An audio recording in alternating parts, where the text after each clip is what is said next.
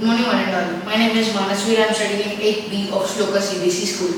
Now I came in front of you with a new project known as Running LED. Now, in this project, we will have some basic components which are very useful in our daily life.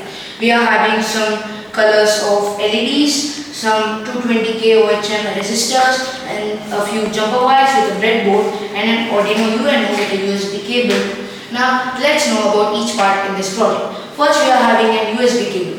This cable is used to transfer the power from this power bank to our brain of the project, Arduino UNO. And now in this Arduino UNO, we have three kinds of ports. First, we would have digital pins here, and we would have some analog and power.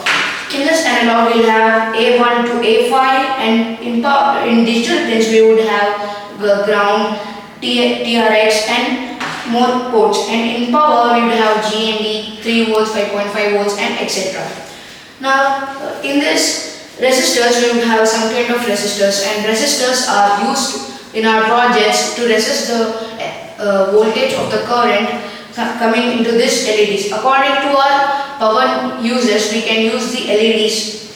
Now we are having jumper wires and breadboards. These jumper wires and breadboards are used to make the circuits more easier rather than soldering and wasting our time and burning our hands. Now let's know about this project.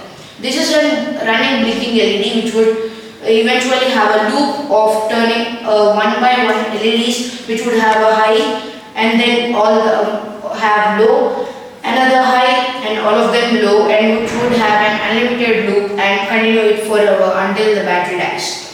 Mainly this is used in some kind of events, functions, for lighting and more.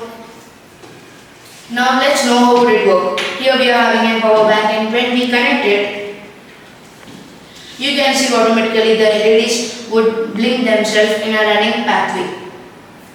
Like this, we could use in some decorative things or in house for presenting some kind of projects attractively. Thank you.